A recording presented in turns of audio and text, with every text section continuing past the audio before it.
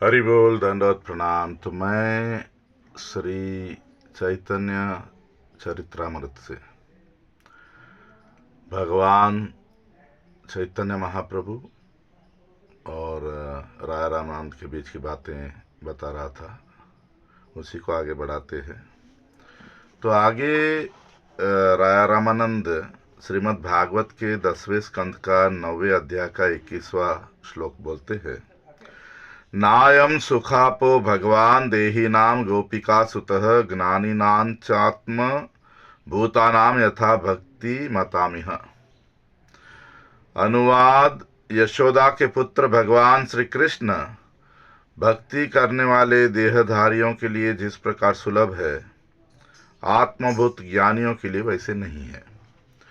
इसके अनुवाद में श्रील प्रभुपाद भक्ति सिद्धांत सरस्वती गोस्वामी ठाकुर कहते हैं, यशोदा के कृष्ण को वशीकरण कर लेने वाले गुण को देखकर श्री शुकदेव परीक्षित के निकट ब्रज की ललनाओं के अप्राकृत सहज रागात्मिक भक्ति के महात्म्य का वर्णन कर रहे हैं।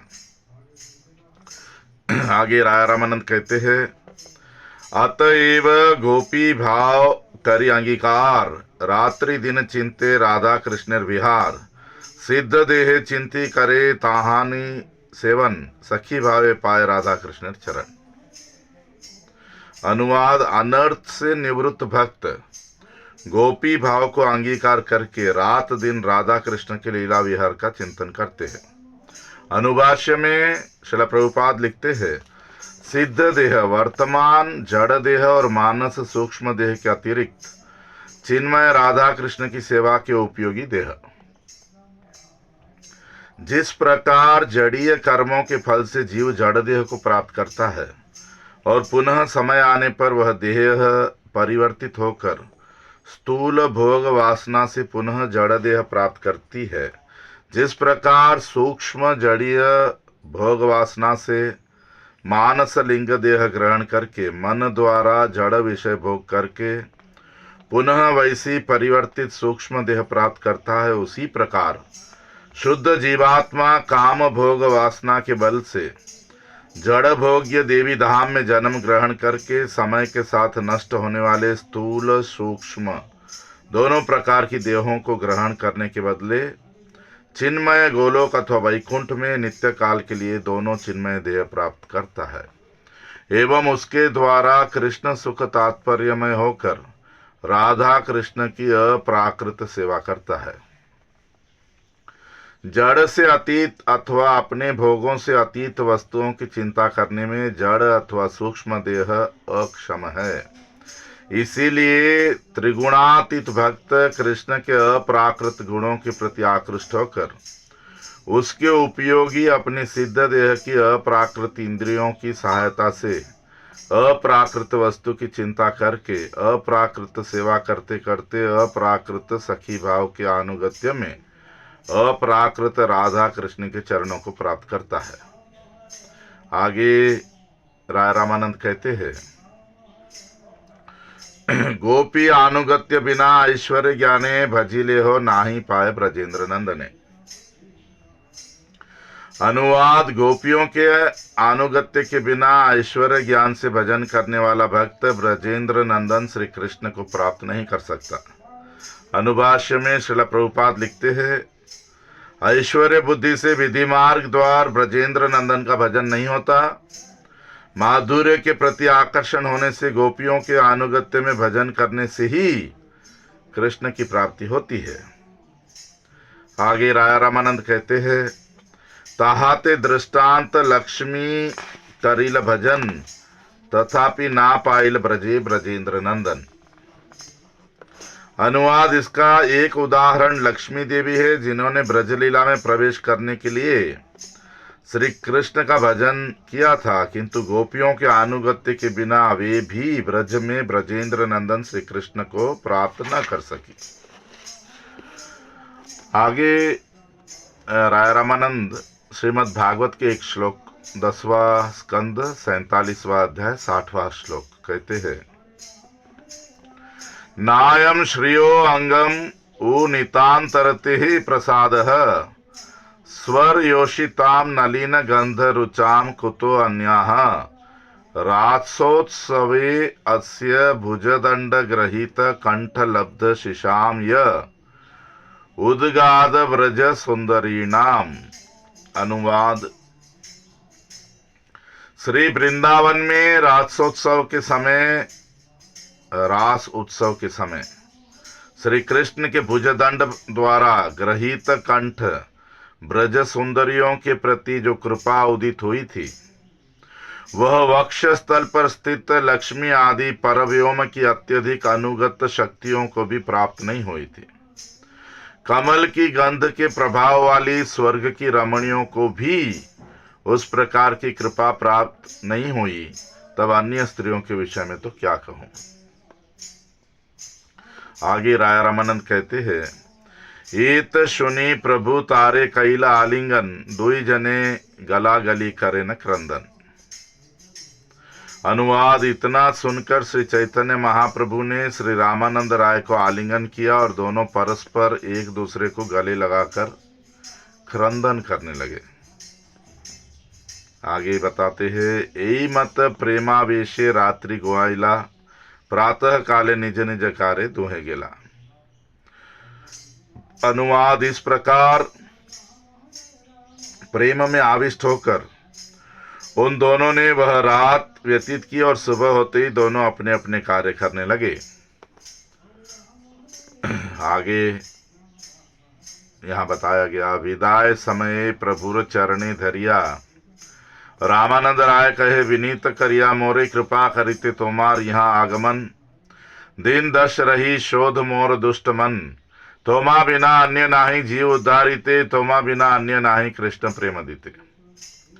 अनुवाद। विदाई लेते समय श्री रामानंद राय ने श्री चैतन्य महाप्रभु के चरणों को पकड़कर विनती करते हुए कहा, मुझ पर कृपा करने के लिए ही आप यहाँ पर आए हैं, इसलिए कम से कम 10 दिन और यहाँ रहकर मेरे दुष्ट मन को पवित्र कीजिए। आपके अतिरिक्त कोई भी इस जीव का उद्धार नहीं कर सकता और न ही आपके अतिरिक्त कोई और कृष्ण प्रेम प्रदान कर सकता है। तो आगे फिर महाप्रभु कहते हैं, प्रभु कहे आइलाम सुनी तोमार गुण, कृष्ण कथा सुनी शुद्ध करायते मन, जैछे सुनीलूं तैछे देखिलूं तोमार महिमा, राधा कृष्ण प्रेम रस ज्ञानेर तुमी सीमा, 10 दिनेर का कथा जावत आमी जीव, तावत तोमार संग छाड़ीते नारी। अनुवाद। श्री चैतन्य महाप्रभु ने कहा, मैं आपके गुणों को सुनकर और आपके मुख से कृष्ण कथा को सुनकर अपने मन को पवित्र कराने के उद्देश्य से यहाँ पर आया था। आपके विषय में मैंने जैसा सुना था वैसा ही आपकी महिमा को देखा। आप वास्तव में श्री राधा कृष्ण के प्रेम रस के तत्व ज्ञान की सीमा है। 10 दिन ही की क्या बात, जब तक मैं जीवित रहूंगा आपके संग को नहीं छोड़ पाऊंगा। अनुभाष्य में श्रील प्रभुपाद लिखते हैं, राधा कृष्ण के प्रेम रस का स्वरूप तुमने ही जाना है, उस ज्ञान में तुम पारंगत सिद्ध हो, अतएव तुम ही शेष अंतिम सीमा हो। आगे यहाँ आता है, नीलाचले तुम्ही आमी थाकी बेक संगे, सुखे गोआई काल कृष्ण कथा रंगे। आगे महाप्रभु कहते हैं, नीलाचल में आप और मैं दोनों ही एक साथ रहेंगे और श्री कृष्ण कथा के प्रसंगों में ही सुखपूर्वक अपना समय व्यतीत करेंगे। आगे आता है, एत बलि दुहे निज निज कार्य गेला, संध्या काले राय पुनः आसिया मिलिला, अन्यो अन्य मिली दोहे निवृत्ति बसिया, प्रश्नोत्तर गोष्ठी कया आनंदित हैया। अनुवाद। इतना कहकर दोनों ही अपने अपने कार्य को करने के लिए चले गए और संध्या के समय फिर श्री रामानंद राय श्री चैतन्य महाप्रभु से आकर मिले। इस प्रकार उन्होंने एकांत स्थान पर मिलकर प्रश्नोत्तर के माध्यम से अत्यधिक आनंदित होकर परस्पर का संग किया। तो आगे महाप्रभु कहते हैं, प्रभु पूछे रामानंद करे न उत्तर, एई मत सेई रात्रि कथा परस्पर। प्रभु कहे कौन विद्या विद्या मध्य सार, राय कहे कृष्ण भक्ति बिना विद्या नहीं आर। अनुवाद, श्री चैतन्य महाप्रभु प्रश्न कर रहे थे और श्री रामानंद राय उसका उत्तर दे रहे थे। इस प्रकार उन्होंने वह सारी रात कथा में ही बिता दी। श्री चैतन्य महाप्रभु ने पूछा, समस्त विद्याओं में कौन सी विद्या सार स्वरूप है? श्री रामानंद राय ने उत्तर दिया, कृष्ण भक्ति के अतिरिक्त कोई और विद्या नहीं है। अमृत प्रवाह भाष्य में श्रीला भक्तिविनोद ठाकुर बताते हैं, प्रभु कहे कौन विद्या से आरंभ करके स्थावर देह देव देह जैसे अवस्थिति तक प्रत्येक पद्य की प्रथम पंक्ति प्रभु का प्रश्न और द्वितीय पंक्ति राय रामानंद का उत्तर है।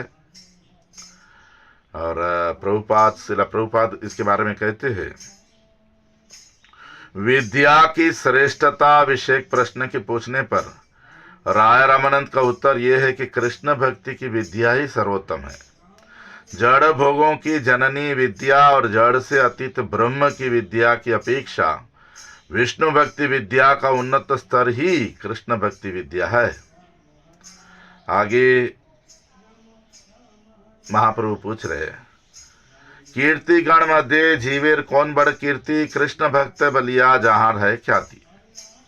अनुवाद, श्री चैतन्य महाप्रभु ने पूछा, समस्त कीर्तियों में जीवों की कौन सी कीर्ति सबसे बड़ी है? श्री रामानंद राय ने उत्तर दिया, श्री कृष्ण के भक्त के रूप में जिसने ख्याति अर्जित की है वही सबसे बड़ा कीर्तिमान है। अनुभाष्य में श्रीला प्रभुपाद लिखते हैं, कृष्ण भक्त के रूप में प्रसिद्धि ही सर्वापेक्षा है, अधिक कीर्ति यश है। जड़ विषयों के प्रति लोलुपता के कारण जीव जड़ीय स्थूल सेवन को ही बहुमानन करता है। देवी धाम के किसी परिचय द्वारा अनित्य भार से यशस्वी होना अथवा जड़ातीत राज्य में ब्रह्म के रूप में ख्याति प्राप्त करने की अपेक्षा विष्णु भक्त के रूप में ख्याति की श्रेष्ठता है। उसी के उन्नत स्तर में कृष्ण भक्त के रूप में ख्याति की श्रेष्ठता है। उसी के उन्नत स्तर में कृष्ण स्तर के रूप में ख्याति है। तो जैसे प्रहलाद महाराज है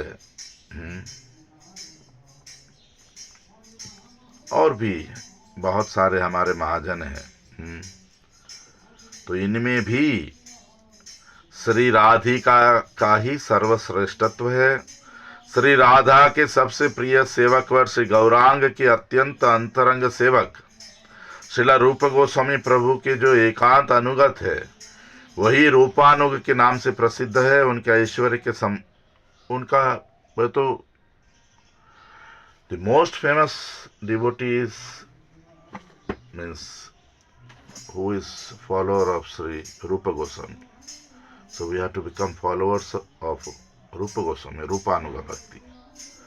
Today I end my आज का यहीं समाप्त करता हूँ। कल फिर मिलेंगे। हरि बोल। धन्यवाद।